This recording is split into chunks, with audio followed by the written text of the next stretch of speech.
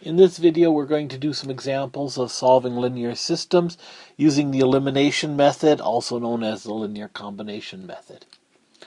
So for this first example, I have two equations in standard form.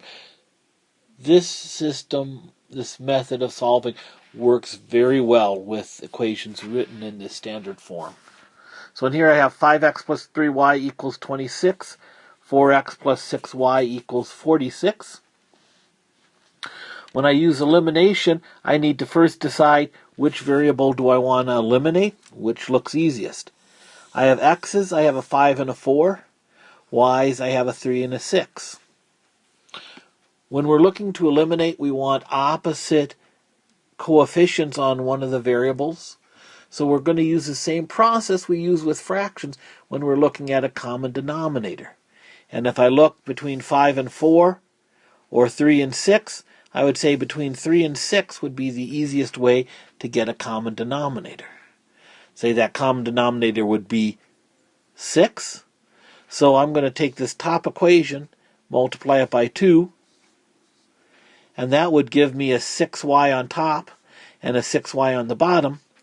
But since I want to eliminate by adding, I need opposite values, so I'm going to multiply by a negative 2. Because that will give me a negative 6 on the top and a positive 6 on the bottom.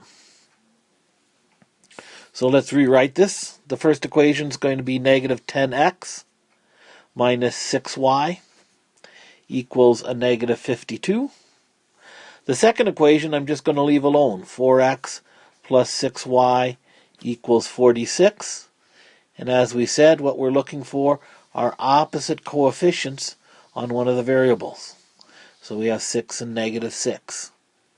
So when we go ahead and add these down, and now a quick note, when we do this, we need to have the x's line up, the y's line up, the numbers line up.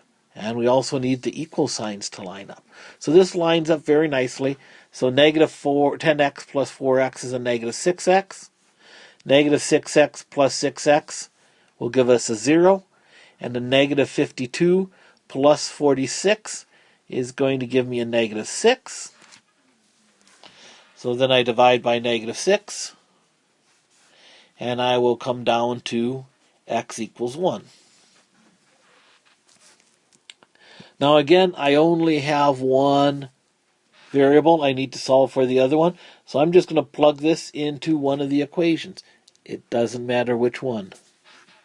So if I plug it into this second equation, I would have 4 times x, which is 1, plus 6y has to equal 46. So I go and I solve that down. This is a little bit more work than with substitution because I can't just plug it into a formula. I actually have to solve. So I have to do a little bit more work. So I get 6y equals 42 divided by 6. And I get y equals 7. So again, anytime we solve an equation, we need to be checking our answer. With these systems, there's so many places we can mess up, so we definitely want to check. I'm going to check in the other equation, the one that I didn't use here. I work with the original equation, not the one I changed. So I'm going to say 5 times 1 plus 3 times 7 should be 26. And that's going to give me 5 plus 21 equals 26. Tweak up a bit. 26 equals 26, and it checks. So this checks. I'm good with the answer, so I'm going to write down my answer. My answer, I write it as an ordered pair, 1, 7. And make sure everybody knows that here I am. I'm the answer. For my next example here, 2x plus 7y equals negative 1. 5x minus 8y equals negative 28. I need to decide which variable to get rid of. When I look at it, here I have 2x and 5x. Here I have 7y and negative 8y. Neither one of those is going to work nicely. Neither one has where one's a multiple of the other. So the thing I'm going to look at, again, I'm going to pick the y's because I have one positive, one negative. I know in my final answer I want one positive and one negative so that they cancel out when I add them together. So that has that. It means I don't have to multiply through by a negative number. Anytime I work with a negative, I'm more apt to make mistakes. So that's kind of good. So in here, my common coefficient, think common denominators. If you have a denominator of 7 and a denominator of 8, you're going to say your common denominator is 56. We're just going to multiply those two together. So I'm going to take the top equation times the 8 from the bottom. I'm going to take the bottom equation times the 7 from the top. That way 8 times 7 is 56. 7 times 8 is 56. One's positive, one's negative. I'm good to go.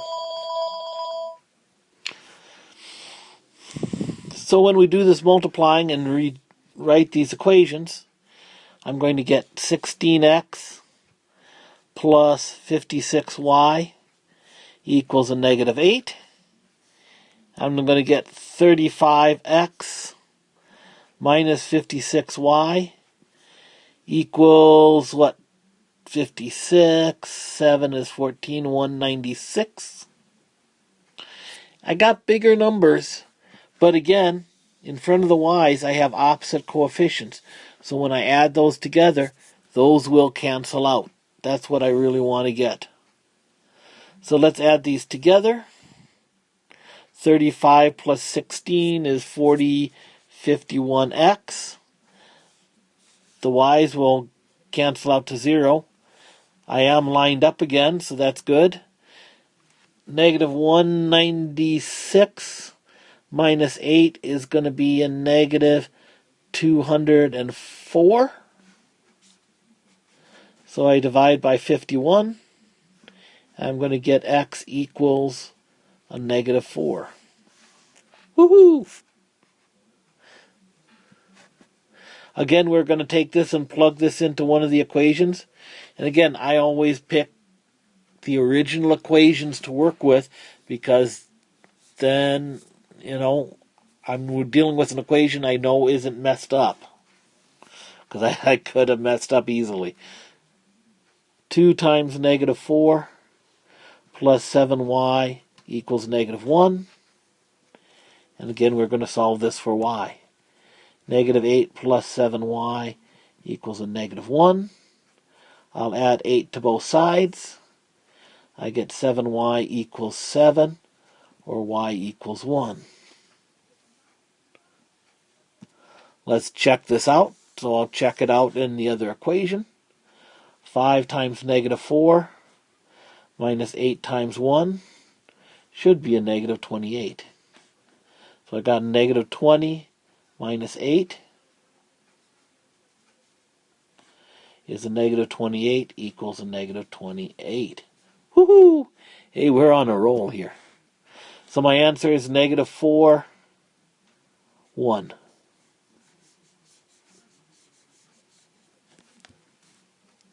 Again, this elimination method works well if they're both in the same form. We need to have the x's lined up, the y's lined up, the equal signs lined up, and the constant signs lined up. If everything is not lined up, you're going to have to move something around to make it work. So for my final example, here I have one equation in standard form, 4x minus 7y equals 34. But one is in intercept form, y equals 13 minus 3x. Now this would be set up awesomely for substitution, but I'm a glutton for punishment and I want to do everything with elimination. So let's do this one with elimination. As I said, we have to get them lined up so that I can line up the equal signs, and I have x's lined up, y's lined up. So I'm going to have to get the x term over to the other side in order to do substitution with this. So let's do this. Let's just add the 3x to both sides. And that will give me, my first equation was 4x minus 7y equals 34. My second equation now is going to be 3x plus y equals 13. And now I have to multiply in order, or I have to do my elimination. I got to get one of these variables to have opposite coefficients. So since I'm doing this the most difficult way possible, let's keep going more difficult. Yeah, why not? Okay. Let's get rid of the x's. We haven't done one of those yet. So this has a 4x and a 3x. My common denominator kind of idea would be 12. So I'm going to take this top equation times 3, the bottom one times 4. But I need one of these to be negative. So I'm going to take the 4 times the top one take the bottom one times a negative 4, top one times a 3, and see what that gives us. We're going to be 12x minus 21y equals 9102.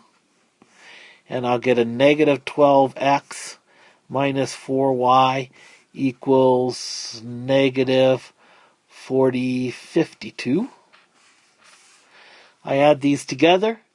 And again, here I have my 12x minus 12x. They disappear.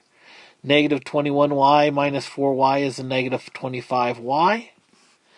102 plus a negative 52 or minus 52 is 50. So I divide by my negative 25. Give me a tad more room and I get y. Whoops. I get y equals negative 2. So we plug that in. And now we got y. It would be so much nicer if I got x, because that works really well in this equation. But it doesn't, so we'll go into here. And we'll come along and say, let's get a different color here. 4x minus 7 times negative 2 should be 34. So 4x plus 14 equals 34. Subtract my 14. 4x equals 20. Divide by 4, and x equals 5. Let's check this out. So again, I'll check in the other equation. Does negative 2 equal 13 minus 3 times 5? 13 minus 15. Last time I checked was a negative 2. So that works. So my final answer is going to be 5, negative 2. Again, we did this the most difficult way possible. This would have worked so much easier if I just went with substitution. So please, when you're looking at these, don't focus on just one method. Look and see what would be easier and do it that way. But also always check your answers.